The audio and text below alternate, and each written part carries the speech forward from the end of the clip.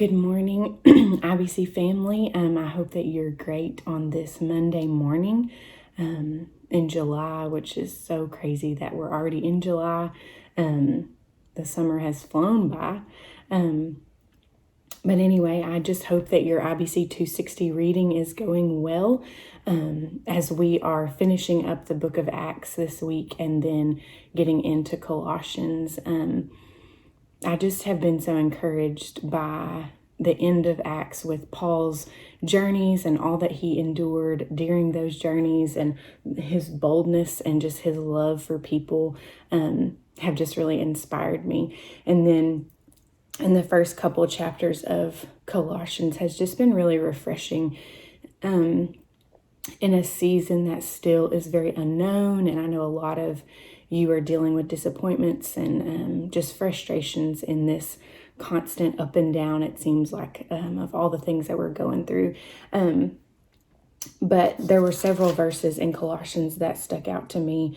In Colossians 2, 6 and 7, it says, "Therefore, as you receive Christ Jesus the Lord, so walk in him, rooted and built up in him and established in the faith, just as you were taught, abounding in thanksgiving."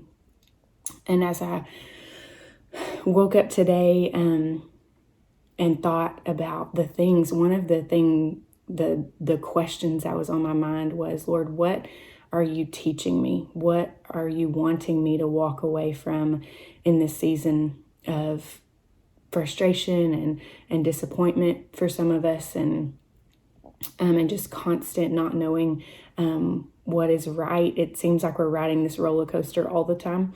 And so my question was, Lord, what do you want me to learn? What do you want me to walk away from? And one of the things that I heard him say to me through this verse was, walk in me. It says, so walk in him. And I think walking is a slow thing, and walking is putting one foot in front of the other, and walking is knowing where you're going, but knowing who you are in. And it says rooted and built up in him. And so walking requires that we have focus, and walking requires that we are dependent upon the one who knows our steps. And so I think for me, a lot of times it's really easy for me to get caught up in, well, I don't have a plan, because let's be honest, no one has a plan right now. We don't have a direction. We're not so sure what tomorrow is even going to hold. All that the Lord wants of us and all that he wants us to learn in this season is to walk in him, which is moment by moment at this point, not even daily, but moment by moment, dependence upon him and trust that he knows what's happening, that we are rooted in him, and walking is a slow thing. It's not a fast-paced thing.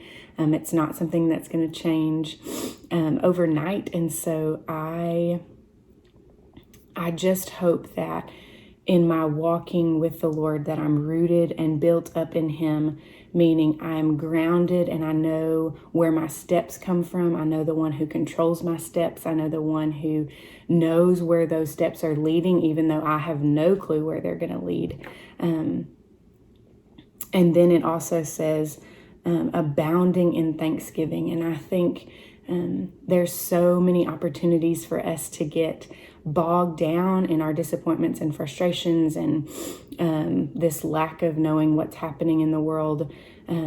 It's so easy for us to get focused on the negative, but that we would abound in thanksgiving. And I think when we abound in thanksgiving, we take our thoughts off of our disappointments and our frustrations, and then we are able to see God and see what he's doing, and we're thankful for those things. I want to be thankful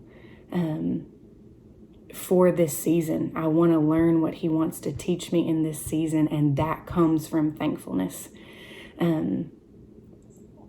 Anyway, so I hope that even in the midst of the continual unknown, it seems like that you can walk in the Lord, that you can be rooted and built up in him, and that you're established in the faith, and that ultimately that you would abound in thanksgiving, that we serve a God who is very near us and very with us in all of this.